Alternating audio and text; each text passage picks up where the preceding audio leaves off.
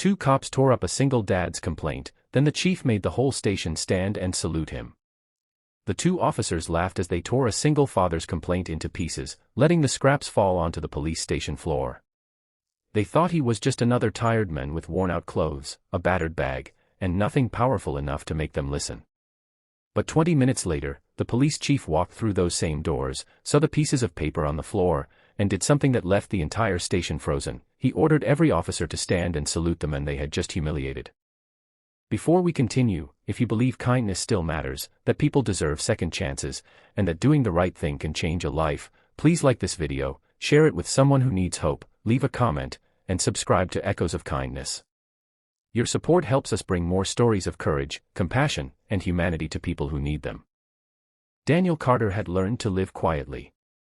At 38, he was raising his 8-year-old daughter, Lily, alone after losing his wife to an illness 3 years earlier. He worked wherever he could, repairing appliances, unloading delivery trucks, fixing broken doors, and every dollar he earned went toward keeping a roof over Lily's head and making sure she never felt the emptiness he carried inside. Daniel wasn't wealthy, influential, or well-connected. He was simply a father trying to give his daughter a safe life.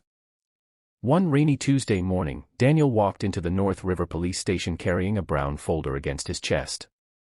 Inside were photographs, receipts, dates, names, and a handwritten complaint about something far more serious than a broken window or neighborhood argument. For weeks, Daniel had been trying to report a group of men who were stealing from elderly residents in his neighborhood. He had witnessed suspicious activity himself, and one elderly neighbor had trusted him enough to tell him what had happened to her savings. Daniel believed the police could help. But when he reached the front desk, two officers treated him like an inconvenience. Officer Mason glanced through the papers without interest while Officer Briggs leaned back in his chair and smirked.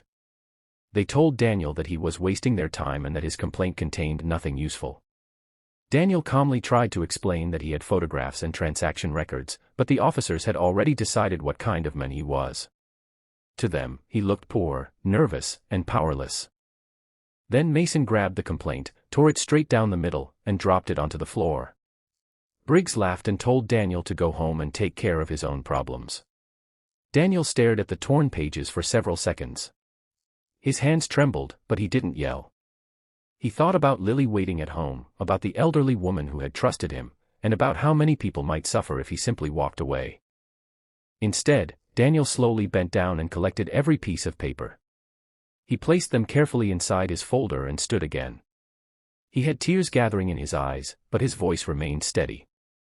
He told them he wasn't asking for special treatment. He was only asking them to do their jobs. Then he turned toward the exit. That was when the station doors opened. Chief Robert Hayes walked in unexpectedly, followed by a senior investigator carrying a sealed evidence case. The chief noticed Daniel immediately, but what caught his attention was the folder in the man's hands. He recognized the name written across it. Daniel Carter. For a moment, the chief simply stared at him. Then his expression changed completely. He asked where Daniel had gotten the evidence. Daniel explained that he had spent weeks documenting the criminal operation because nobody else seemed willing to listen. He had even risked himself by secretly photographing vehicles and recording license plates so investigators could identify the suspects. The chief turned toward the officers at the desk and asked what had happened to Daniel's complaint.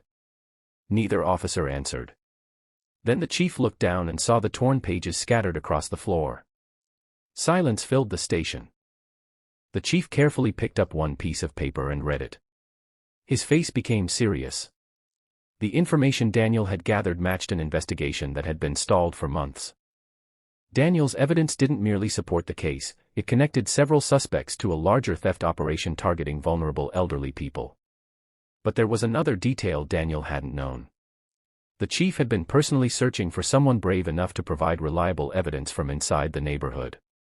Daniel had unknowingly done exactly that. The chief walked toward him and apologized, not as a superior speaking to a citizen, but as a man admitting that his department had failed someone who deserved better. Then he turned toward the entire station. He ordered every officer to stand. Chairs scraped against the floor.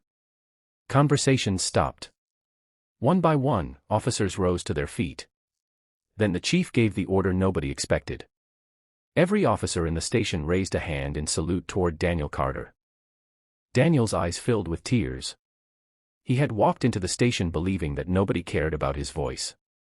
Now an entire police station was honoring him, not because he was rich, powerful, or important, but because he had chosen to protect people who couldn't protect themselves.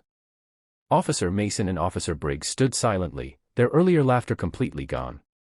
The chief later suspended them pending an internal investigation and personally made sure Daniel's complaint was formally entered into evidence. Weeks later, the criminal group was arrested, and several elderly victims recovered money they thought they had lost forever. Daniel never asked for a reward. When reporters asked why he had kept helping despite being treated so badly, he simply said that someone had to care. And perhaps that was the real lesson. Sometimes courage doesn't look like a uniform. Sometimes bravery walks through a police station wearing an old jacket and carrying a folder full of evidence. Sometimes the strongest person in the room is the one who refuses to become bitter after being humiliated. If this story touched your heart, please like the video, share it with someone who believes in kindness, and subscribe to Echoes of Kindness.